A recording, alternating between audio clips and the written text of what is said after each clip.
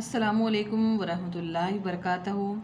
Bridge course मज़मून Urdu जमात शशुम जमात हफ्तुम जमात हश्तुम। अज़ीज़ तलबा व तालिबात, आज के इस वीडियो में हम 14वें दिन की सरगर्मी से मुताल्लिक़ गुफ्तगू करेंगे। 14वां दिन हमें जो महारतें हासिल करना है, शायरी की असनाफ़ बोलना, पढ़ना और लिखना। आओ मालूम करें। उस्ताद या वालिदैन बच्चों को शायरी की असनाफ़ में दुआ, हम्द और मुनाजात के मुताल्लिक़ मालूमात फ़राहम करें और उनकी तारीफ़ बताएं। प्यारे बच्चों, हमें इस 14वें दिन की सरगर्मी में दुआ, हम्द और मुनाजात ये शायरी की असनाफ़ है बच्चों। तो हमें इसकी मुताल्लिक़ मालूमात हासिल करना है और इससे किसे कहते हैं दुआ, किसे कहते हैं हम्द और किसे कहते हैं मुनाजात, इससे मुताल्लिक़ हमें मालूमात हासिल करना है। पहला जो पॉइंट है हमारा है शायरी की असनाफ़ में दुआ। अब देखिए बच्चों, यहाँ पर लिखा हुआ है दुआ। हर बंदा अल्लाह ताला की बारगाह में हाथ उठाकर उसकी मदद चाहता है। अल्लाह के सामने गिड़गिड़ाकर मांगने को दुआ कहते हैं। हम सभी को पता है, हम हर नमाज में या हमारी जो दिली ख्वाहिश होती है उसे अल्लाह ताला के सामने ज़ाहिर करने के लिए हम अपने दिल से या दोनों हाथ उसकी बारगाह में उठाकर हम दुआ मांगते हैं। उसे हमें जो तारीफ़ के अल्फाज में लिखना है तो उसे क्या कहेंगे हम? दुआ की तारीफ़। हर बंदा अल्लाह ताला की बारगाह में हाथ उठाकर उसकी मदद चाहता है। अल्लाह के सामने गिड़गिड़ाकर मांगने को दुआ कहते हैं। तो प्यारे बच्चों, ये क्या है? दुआ की तारीफ़ है। जब हमसे सवाल पेपर में होगा या कहा जाएगा हमें कि दुआ किसे कहते हैं, तो हमें कहना है हर बंदा अल्लाह ताला की बारगाह में हाथ उठाकर उसकी मदद चाहता है। अल्लाह के सामने गिड़गिड़ाकर मांगने को दुआ कहते हैं। ये उसकी तारीफ़ हम लिखेंगे। अब दूसरा जो हमारा शायरी के असनाफ़ में है हम्द। हम्द किसे कहते हैं? अब उसकी तारीफ़ अल्लाह की तारीफ़ को कहते हैं। ऐसी नज़्म में अल्लाह की सिफ़ात, उसकी पाकी और उसकी बुज़ुर्गी और उसके रहम व करम का ज़िक्र होता है।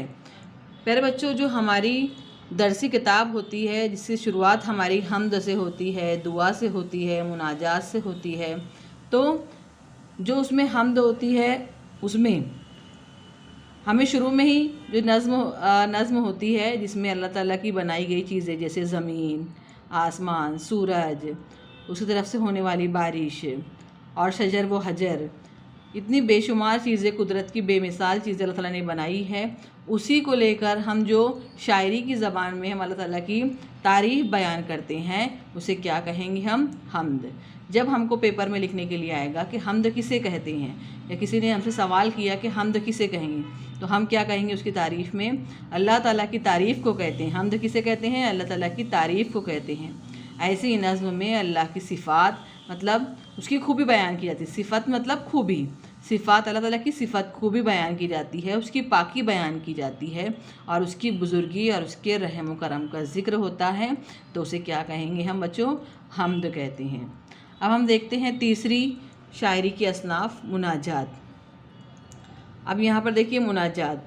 मुनाजात ऐसी नज़्म है जिसमें हम्दो सना के बाद अल्लाह से दुआ की जाती है। देखो बच्चों, हमने एक ऐसी नज़्म देखी जिसमें हमने अल्लाह ताला की बनाई हुई चीज़ें और उसकी जो खूबी है अल्लाह ताला की, तो उसकी हमने तारीफ़ की, तो ऐसी नज़्म को हमने कहा हम्द। और अगर हमें कुछ मांगना है अल्लाह ताला से तो हम क्या करते हैं? दुआ। अब इन दोनों को मिलाकर, यानी पहले तारीफ़ बयान करना और उसके बाद में दुआ करना अल्लाह ताला से, तो ऐसी नज़्मों को क्या कहेंगे हम? मुनाजात कहेंगे। तो हमने अभी देखी यहाँ पर 3 शायरी के असनाफ़ में से 3 चीज़ों की तारीफ़ देखी, दुआ, हम्द और ये मुनाजात।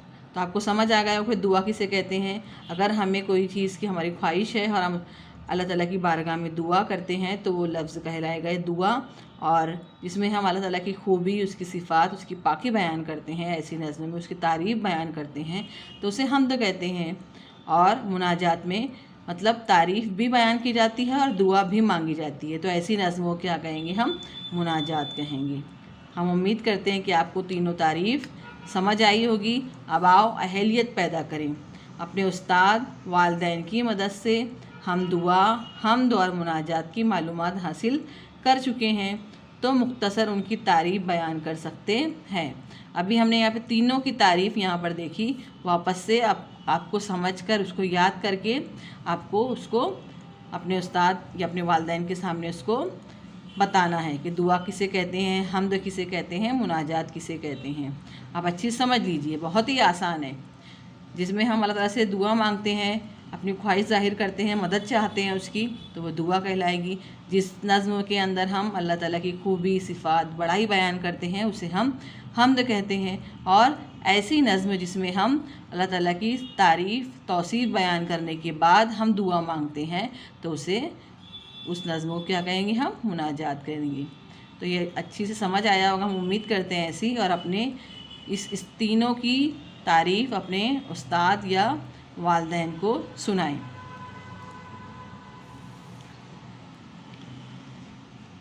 यहाँ पर देखिए तरीक़ाकार बताया है कि आपको पहले तारीफ़ को समझना है और बोलना है, और इसके लिए मज़ीद आपको दीक्षा ऐप के ज़रिए और मज़ीद मालूमात मिल सकती है। आओ मश्क करें।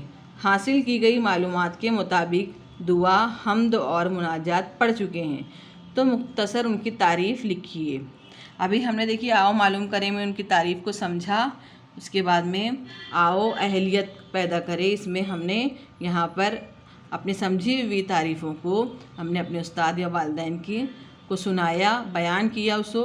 अब उसी बयान की हुई तारीफ़ों को यहाँ पर हमें आओ मश्क करें में लिखना है, दुआ और हम्द। अब आओ तख़य्युलाती बने, चैलेंज को एक्सेप्ट करते हैं। आओ अपने उस्ताद या वालिदैन की मदद से शायरी की दीगर असनाफ़, अभी हमने दुआ देखे, हम्द देखे, मुनाजात देखे, और दीगर बहुत सारी असनाफ़ होती है शायरी की, तो उसमें से हमें नात, मनकबत की मालूमात हासिल करते हैं और उसे तहरीर करते हैं। तहरीर करना मतलब लिखते हैं। यहाँ पर हमें यहाँ पे नात और मनकबत की, जैसे हमने यहाँ पे दुआ, हम्द की तारीफ़ देखी, वैसे आपको यहाँ पर नात और मनकबत की तारीफ़ यहाँ पर हमें लिखना है। जैसे नात, मिसाल के तौर पर हम नात का आपको बताते हैं कि ऐसी नज़्म जिसमें हम हज़रत मोहम्मद सल्लल्लाहु ताला अलैहि वसल्लम की तारीफ़ व तौसीफ़ बयान करते हैं, ऐसी नज़्म को क्या कहते हैं, नात कहते हैं। मनकबत की आप खुद तलाश करें, अपने वालिदैन की मदद लें, उस्ताद की मदद लें और उसकी जांच करवाएं। ये थी आज की हमारे 14वें दिन की सरगर्मी। उम्मीद करते हैं आपको ये समझ आया होगा। मिलते हैं हम अगले वीडियो में, तब तक का अल्लाह हाफिज़।